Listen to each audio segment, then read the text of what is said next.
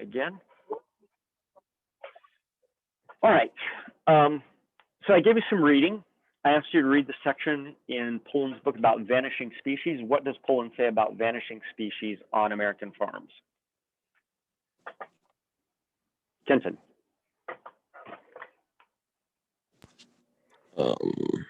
Like, is it like species, farm species are becoming increasingly specialized, where we're seeing like less and less species being grown on farms?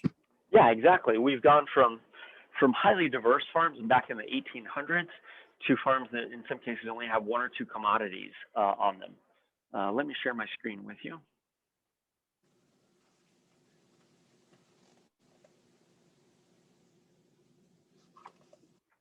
Can you guys see some houses?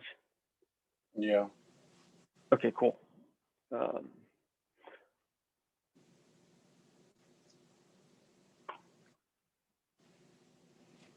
Something has happened to you. You guys went away in the process of doing that. Screen sharing has been a little bit wonky lately.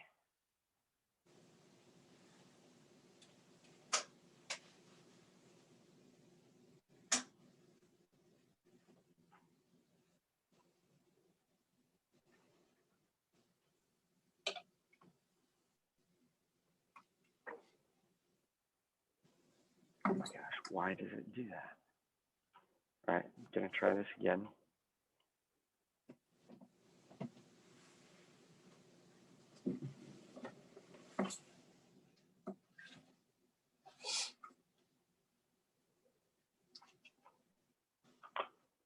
Excuse me.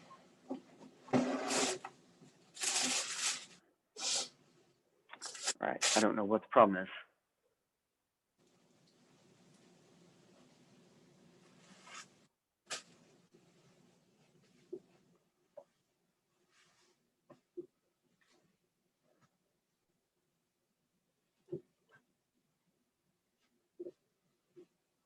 Okay, for whatever reason, when I share my screen, it gets rid of all of you guys, so you guys can be there or not. So and normally it does not do this. All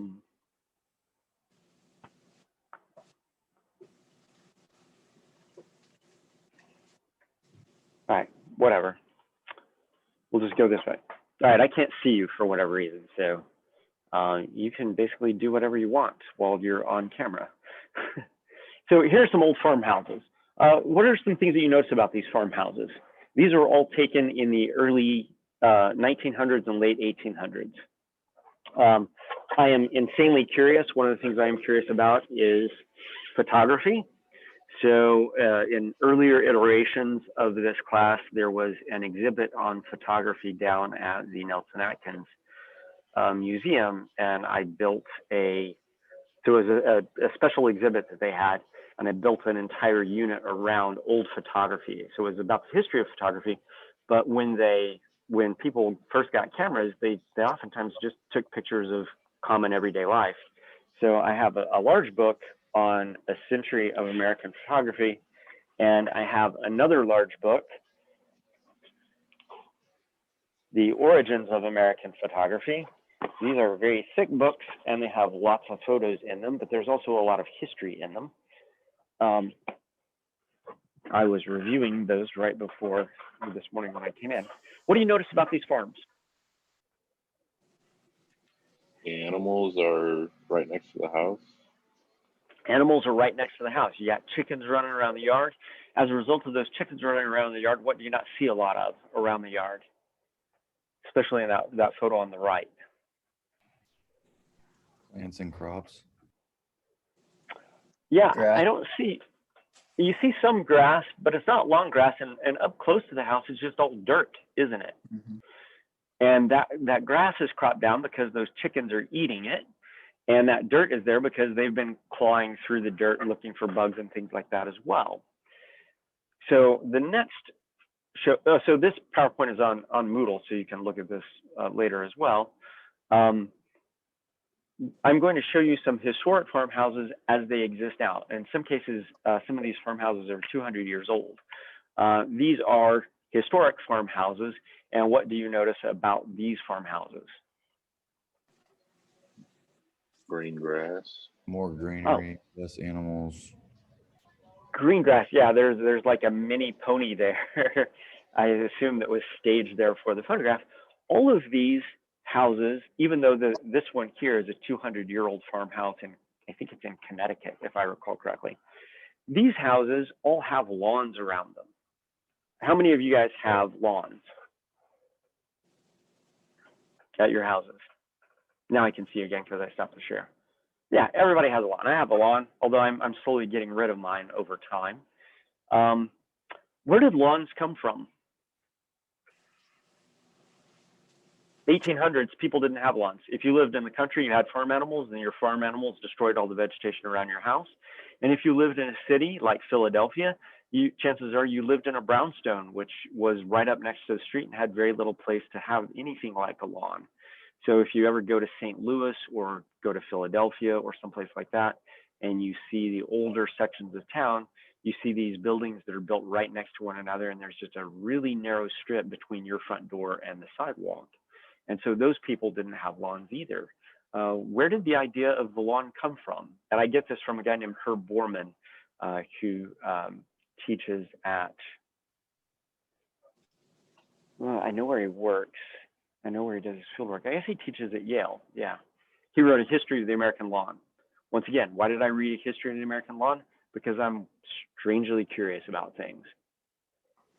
It's like a 200-page history of the American lawn. Anybody have any idea where the American lawn originated from? When wealthy landowners had grass for their cattle? No, actually, they didn't. But that's a good guess.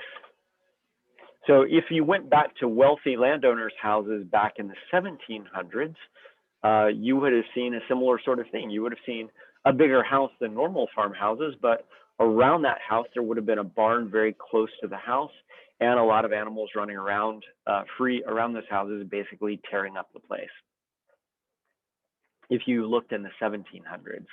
But in the 1800s, a guy named Thomas Jefferson, you guys know who he is?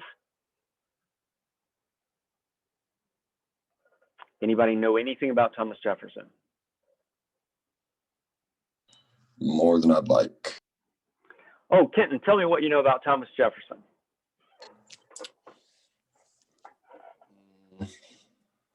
You know, rape and abuse of slaves, general posturing wherein it appeared as if he was in support of liberation while he actually in his personal life practiced the most abhorrent treatment of Africans. Okay, so he was a typical 18th century slave owner. What about him as an agriculture dude? Or his role in government?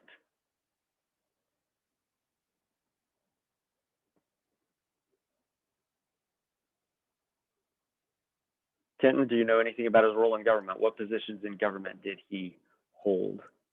I mean, like, I know in his presidency he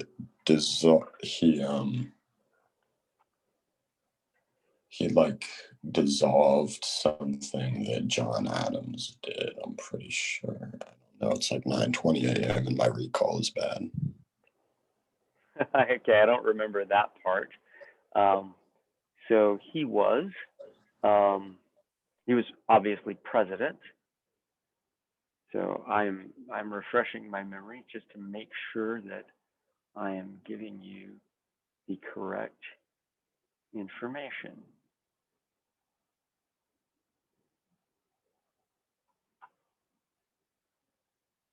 Yeah, he was the first Secretary of State. I knew that was the case. He was Secretary of State under Washington. He later became president. Do you guys have any idea where he traveled to as Secretary of State? France. He traveled to France, didn't he? He traveled to France because France was a big supporter of the United States during the Revolutionary War. France supported the United States during the rebels who weren't yet the United States during the Revolutionary War. Why? Because of their own qualms with England. The enemy of my enemy is who? A friend. That's my friend. So the French were allies with the United States during the Revolutionary War. They remained close allies afterwards. And so one of the things that Jefferson did was he went and spent a certain amount of time in France. What did he see in France? What would you see in France if you were the Secretary of State and you were being entertained by French royalty?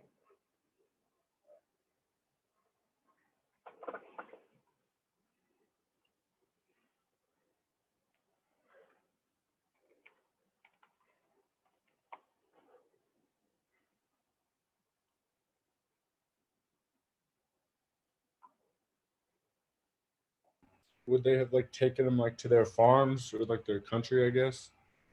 Wouldn't have taken him to their farms, would have taken him to their palaces. So I'm sharing my screen again.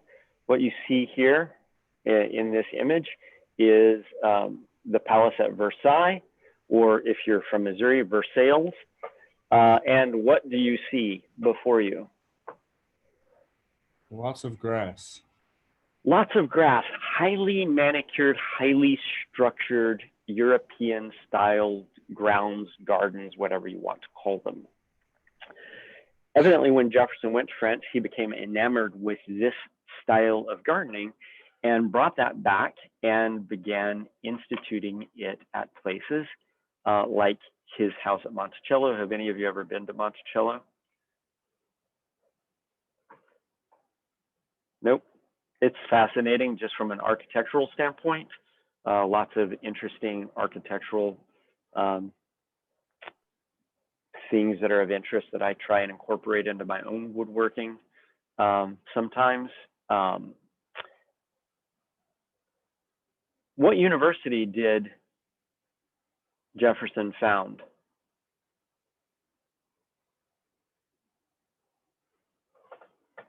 Virginia, right? Yep, University of Virginia.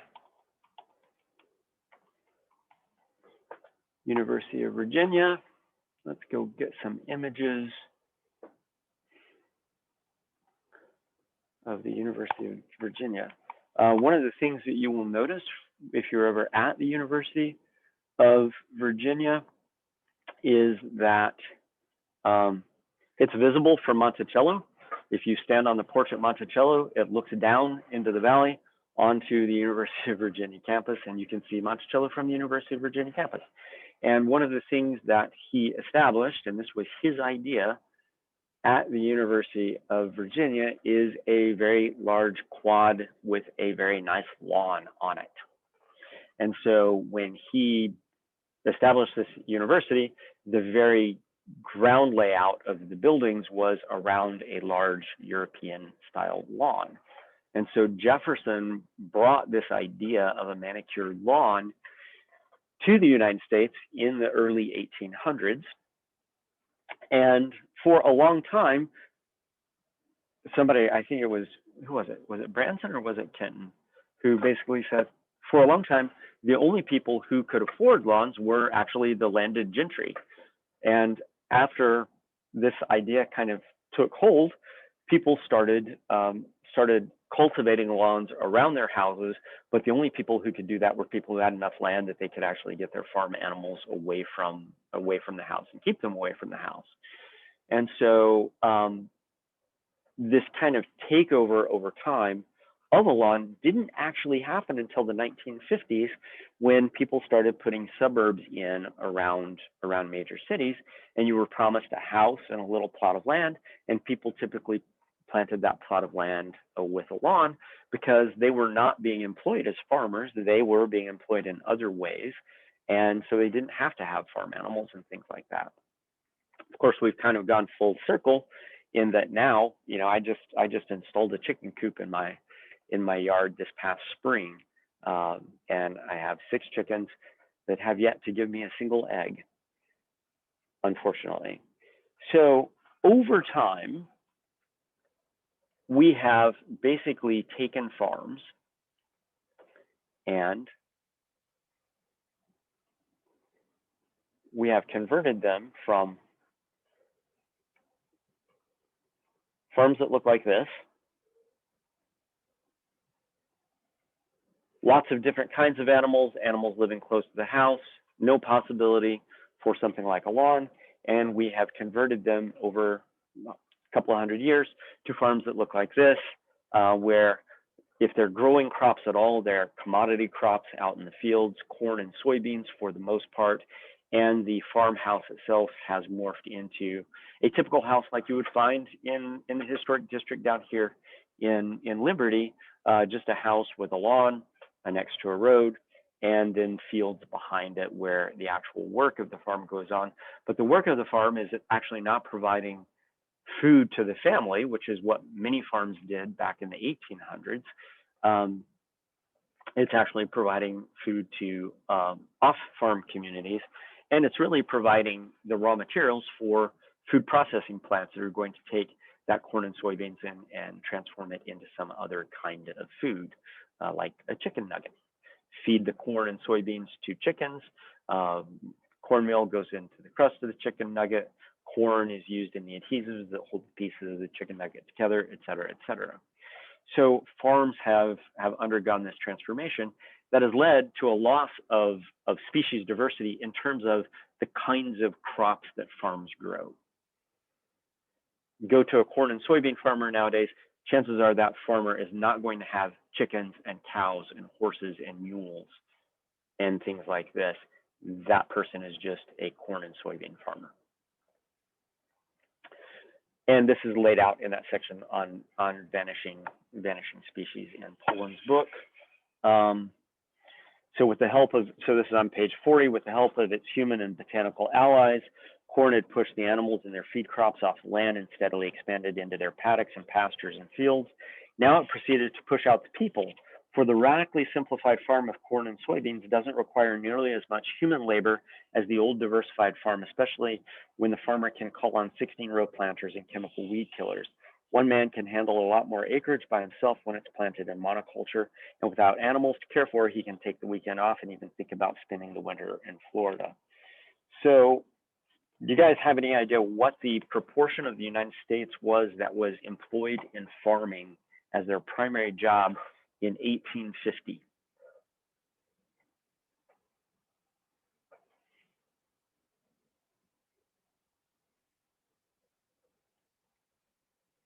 Nobody? I'll guess 60, maybe. Oh, you would be 20% off, Winston. It was more like 80. 80% of Americans in 1850 were involved in farming. Do you know what it is now? Is it like, isn't it like 2? It's less than 2. It was 2 about 7 years ago. It's less than 2 now. So in 1850, we had a much smaller population and we had way more farmers. Today, we have a much larger population and less than 2% of the populace is involved in the enterprise of producing food through farming. That's a radical transformation in our food production system. What we're going to talk about over the next 3 or 4 days is how we got from there to here. Now, the other thing that I asked you to read is I asked you to read about the barcode people. So what did Poland say about polyphase farm eggs? There's a section on page 252. They're worth the complete dollar for the price of the egg that it's worth. Who is that? Can you speak up? Said it's Olivia. So he mentioned that the price of the egg is worth the full dollar, considering like how the egg is produced versus how other eggs are produced elsewhere. Okay, so Joel Salatin in this section of the book argues that if you go out and look at somebody's car and they're driving a nice car, it's clear that they understand the relationship between price and quality, but that equation seems to break down for people when they start talking about food. And he marvels at the idea that people don't grasp that that equation, that equation would apply to cars. If you want a good car, you have to pay for it, but they don't grasp that about food. What else do they say about the eggs from Polyface Farm?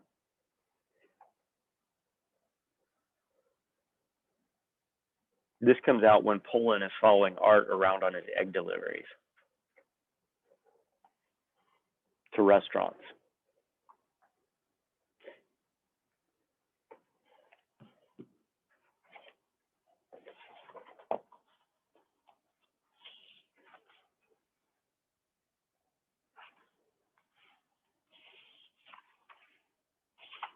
Page 252 is where I'm thinking of. Does he say that people want it in the winter when they don't have it? When they don't have what? Well, at the bottom he says we should eat red meat when it's cold, but people want the chickens when they don't have any eggs.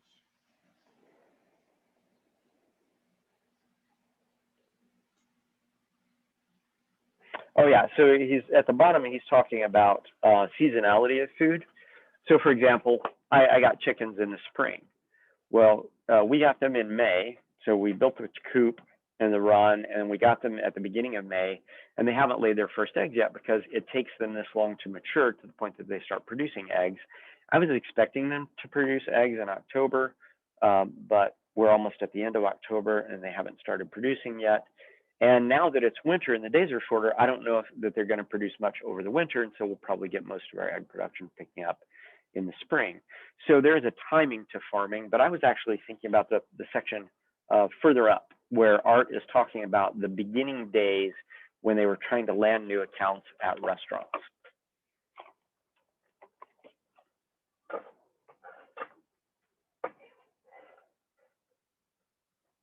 Second full paragraph.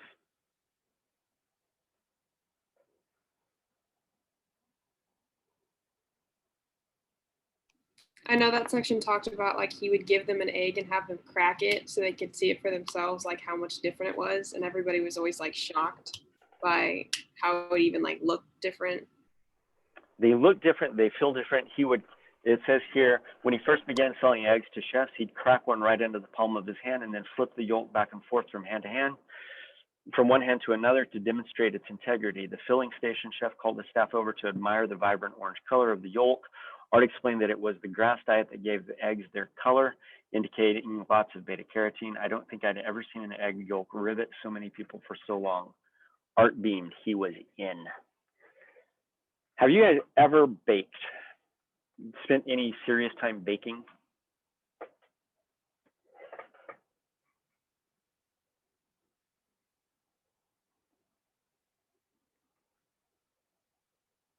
Okay. So over the weekend, this weekend, we're going to be doing some baking for Halloween. My girlfriend's mother has invited us to her house for Halloween, and we're creating a cake. While we are doing that baking, I am going to bake a flourless chocolate cake. Have you guys ever had a flourless chocolate cake? Oh my God. So when I was at Shippensburg, I lived upstairs from a molecular biologist who was a chef in a previous life. And every party that we had while I was at Shippensburg University, he would bring this flourless chocolate cake as his contribution to the party. And it was to die for. And I begged him and begged him and begged him for a year to give me the recipe to the flourless chocolate cake, and he would not.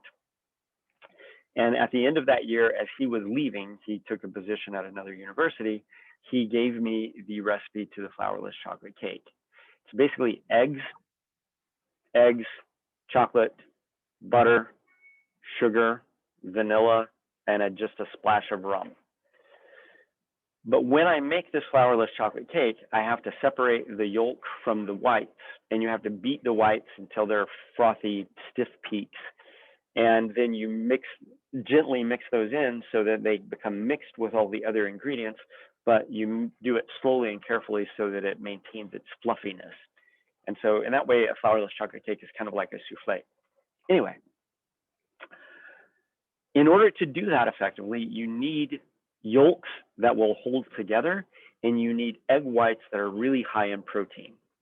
And so the best way to get that is to go and get farm eggs. So whenever I make flourless chocolate cake, which I haven't done in a while, and I've been kind of jonesing for one anyway, I always go to a farm and buy some farm eggs because I know that they're going to be higher in protein content than eggs that you get at the store.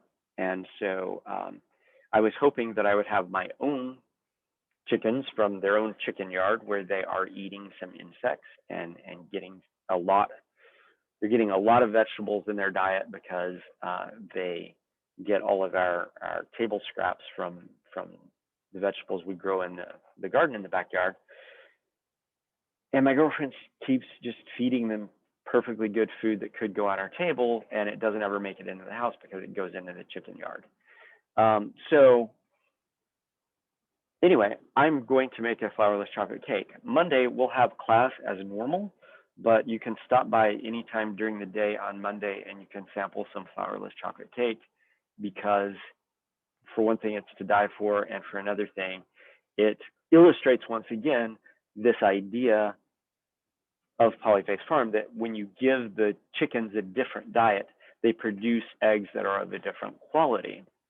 And like the book says, this was all that Joel Salatin needed at the beginning to land an account at a restaurant, was to show them the eggs, and then they were kind of in as far as buying into the idea of having Salatin supply their restaurant with meat and eggs. So I will be baking this weekend, and I'll bring you some treats, simply because I've done it in the past with students before. Pre-COVID, I invited the class to my house one day, and I baked it for them while they were there, and we ate it afterwards. And anyway, I don't see why during COVID I should deny you a flourless chocolate cake simply because you can't come to the house. All right. Back to sharing the screen.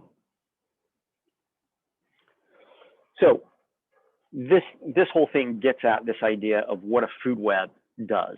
A food web diversifies the diet of an animal to the point that it produces a different quality of animal from the standpoint of eating the animal's flesh, and a different quality of egg when that animal produces something like an egg.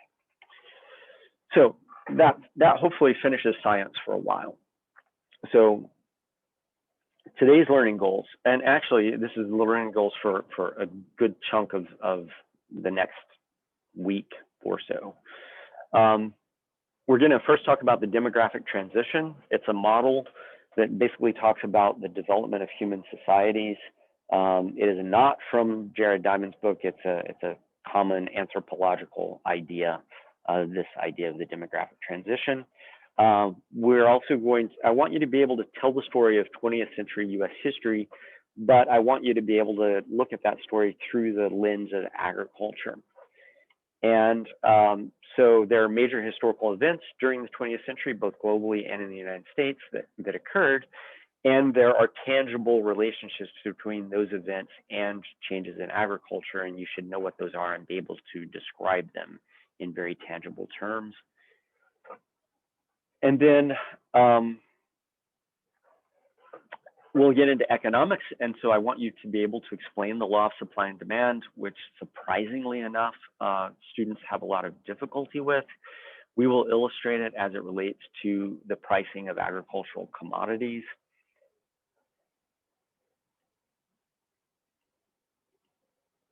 Heck, nabbit. Screen sharing is not my friend today.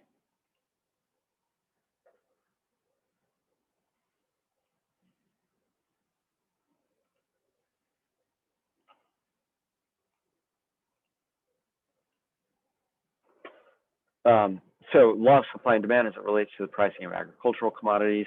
There's another economic law called Say's law, and we'll apply it to corn in particular. And be able to use all of these economic concepts to explain the economic plight of farmers in 4 different phases of agriculture in the United States. There's a phase of agriculture during the years that lead up to the Great Depression.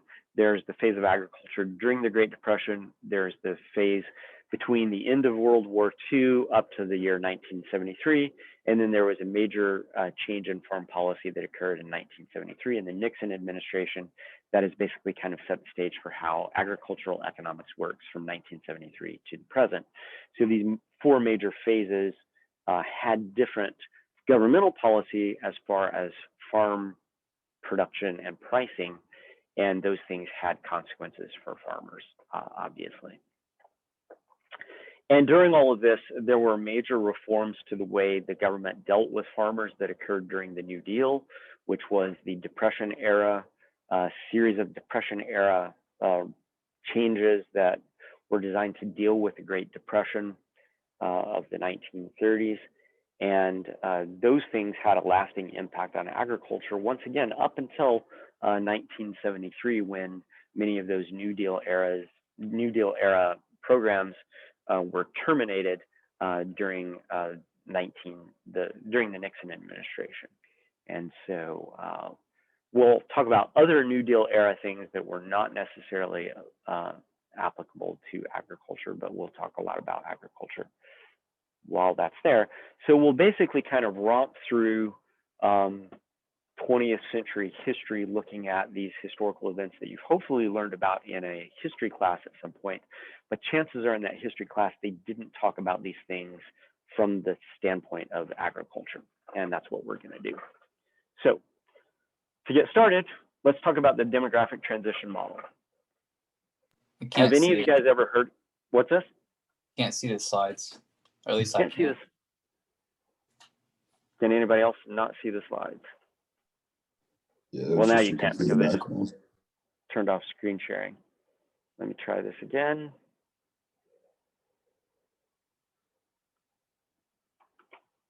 See it now? That's good. Okay. Have any of you guys ever heard of the demographic transition model? And keep in mind, I can't see you, so if you're nodding your heads, I can't see that. No. Okay. All right, so this is just a general model, and it relates 3 things. It relates the birth rate, which is going to be the blue line, the death rate, which is the red line, and total population, which I guess in this case is a black line. And it divides kind of human development up into 4 different phases: a hunter-gatherer phase, an agrarian phase, an industrial or modern phase, and a post-industrial or postmodern phase.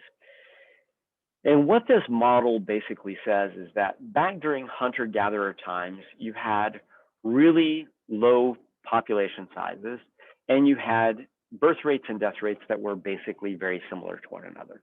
And so you had populations of people who were living right at the margins of their caloric needs. World Health Organization basically says every human needs about 1,200 calories a day at minimum in order to survive for a sustained period of time. And so these are people who are just getting right at that threshold caloric intake. As a result, death rates are really high, and probably because of that, birth rates are also high. And so you have to have a lot of offspring in order for some of them to survive, because you're experiencing high rates of death, and so you need high rates of birth to counter that. Once you develop the ability to establish, so an example of this would be an Australian Aboriginal people. In some places in Australia, they still live hunter-gatherer lifestyles. You can also find people living in Western Africa who still live hunter-gatherer lifestyles, but this particular way of being a human is becoming more and more rare over time. So at some point, you develop the ability to do agriculture because you happen to be in a place with a good natural endowment of organisms that make agriculture possible. And when you start agriculture, what happens to the birth rates and death rates? What would you expect to happen to birth and death rate?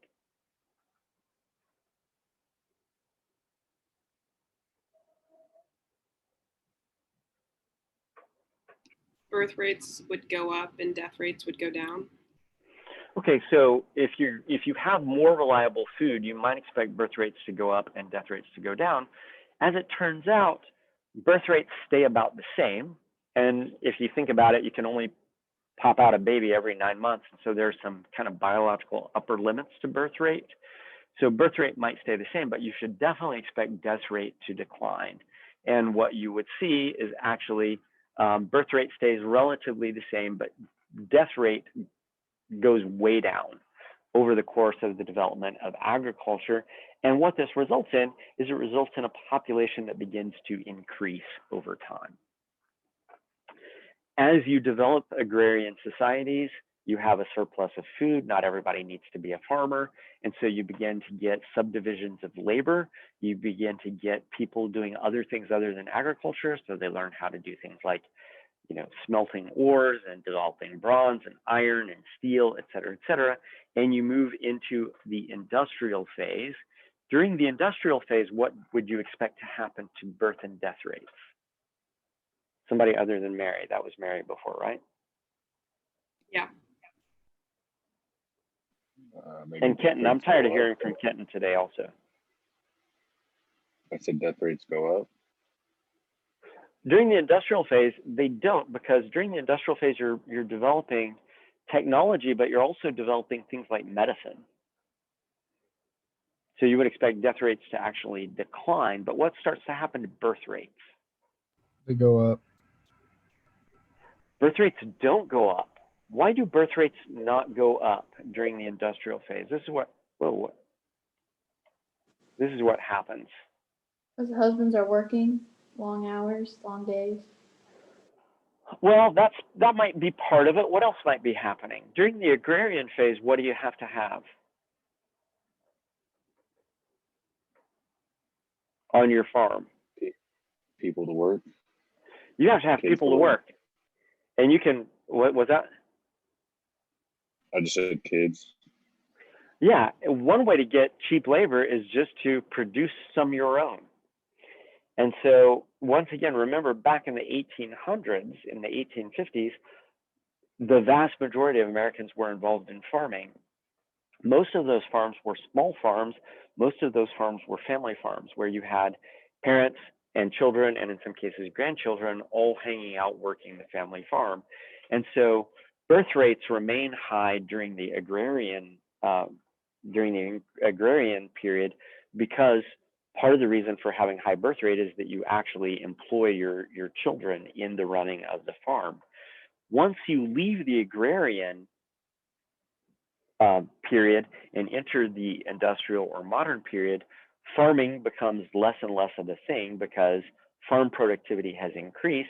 People are now going to work in places like factories and whatnot. And as a result, you don't need to have 8 kids because you don't need 8 farm laborers. And so the birth rate goes down, family size gets smaller, but there's still this big gap between birth rate and death rate. Even though birth rate is going down, death rate is also going down until finally death rate kind of stabilizes. And all the time that there's this big gap between birth and death rate, population just begins, keeps on increasing until you finally get to the point where birth rates and death rates now meet up. But instead of birth rates and death rates being similar at really high levels, like they were back during hunter-gatherer cultures, they're now at really low levels. And then at that point, we transition into a phase that's referred to as the post-industrial or postmodern phase, where we have death rate exceeding birth rate here at the very end. And the reason for that is everybody dies eventually, but not everybody keeps having offspring. And so, for example, I have no offspring.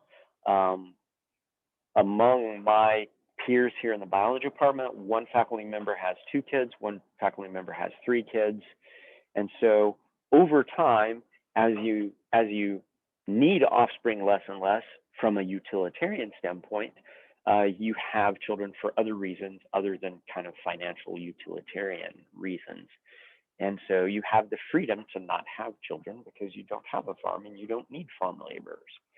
And so this whole idea is kind of how we look at how human cultures change over time, illustrated through birth, death, and population size. And so you might say, okay, well, this is a model that anthropologists use to kind of explain what has happened to different cultures over history, but we could always put this up against real data. And so these are the different phases: hunter-gatherer, agrarian, industrial, and post-industrial. Well, let's put it up against some real data. So here's Germany and Sweden, two countries that have a long history of keeping track of things. Germany's birth rate and death rate were out of whack for a long period of time. This would have been the transition from agrarian to industrial. And then they reached post-industrial around the early 1970s. And since then, Germany has actually had a problem. And one of the problems that Germany has had is a declining population size. So nations can have problems with their population in that they can have too many people, but nations can also have problems because they have too few people and too few new people actually coming into the system. So you can see that around here in the early 1970s, they transitioned from a situation where the birth rate was higher than the death rate to a situation where the death rate is generally higher than the birth rate. What this has led Germany to do, have you heard much about immigration in Germany in the news over the last 5 or 6 years?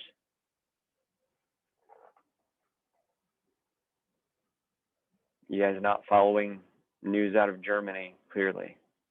Anybody following? Now I can see you. I turned off screen sharing. Anybody following German news? Not at the moment, no. Not at the moment. What? Yeah, no, I said me neither. Okay. If you do a Google search about things that are happening in Germany, one of the things that you will find is that there is a rise in nationalism, nationalistic tendencies in Germany, just as there's been a rise in nationalistic tendencies in the United States.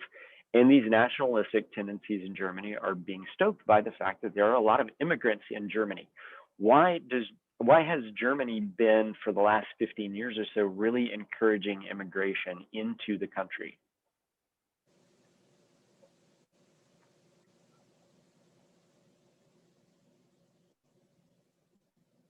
Based on this figure that you can no longer see because I took it off. Because for some reason I can't seem to see you guys while I am screen sharing.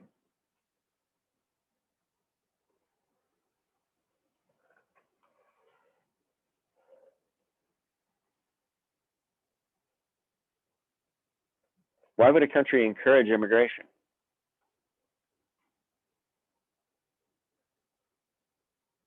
Needs laborers. You need laborers.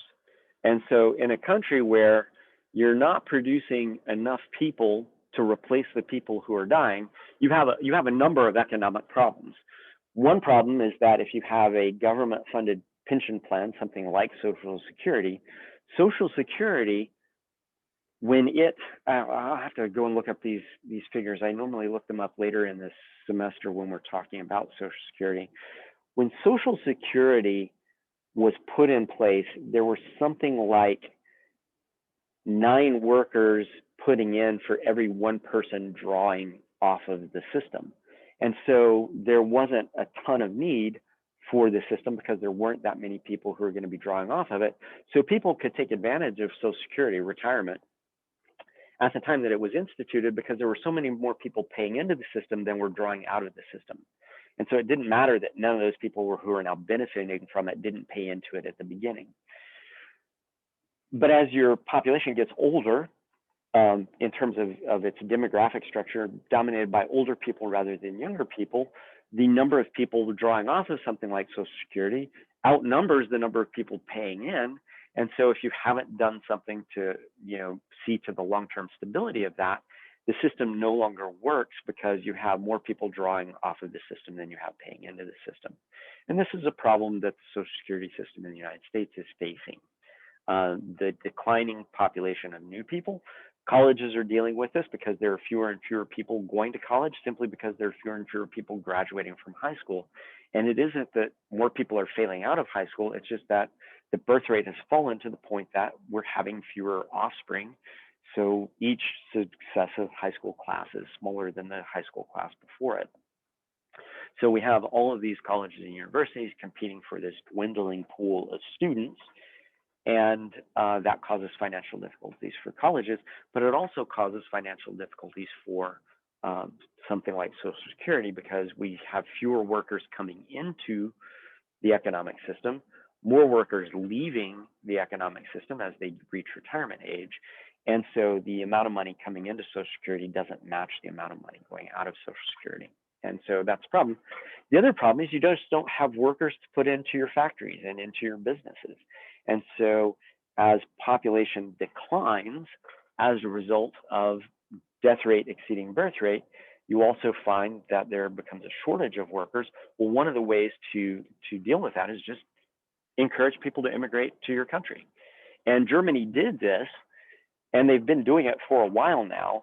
And it's gotten to the point where native-born Germans are worried about what's happening to their country because there are all these immigrants running around. And that's understandable form of change that causes consternation. Germany isn't the only country that is exhibiting this postmodern phase of, or post-industrial phase of birth and death rate. Most of the Northern European countries are experiencing this now. We move to other less developed parts of the world, and we basically see Chile, which had at one point really high birth and death rates. Those have declined, but they're still in this industrial phase of development as of when this chart was created. Mauritius, once again, really high birth and death rates. They very quickly made a transition through the agrarian phase and are moving very quickly through the industrial phase or modern phase towards post-industrial phase. And then China has also undergone this transition as well, although they did it more recently, and we really don't have a lot of good historical data from China, as simply because it's China, I think. So the demographic transition serves as a good model, but it also is supported by data that you can see. And different countries will be at different stages in this transition, but in theory, all countries do go through this in their own time. So when we start thinking about the history of agriculture in the United States, we can think about it from this perspective of the demographic transition model. By the time we'll start talking about things, which is the mid to late 1800s, the United States is already firmly in the agrarian phase. We brought the agrarian phase of the demographic transition with us, and with us, I'm talking about not me, my grandparents. My great-grandparents migrated to this country in 1896, and so they were in a wave of European migration to the United States that happened long after the founding of the country. But when Anglo settlers came to the United States, they were leaving an agrarian system and moving to an agrarian system. And so they were already there. And so we're going to pick up the story of America at a time when agriculture is already something that is established, and we're going to look at what happened to it during that time. And since we only have about 5 minutes left, I think what I'll do is I'll just leave that, and we'll pick up here on Monday. Do you guys have any questions about this?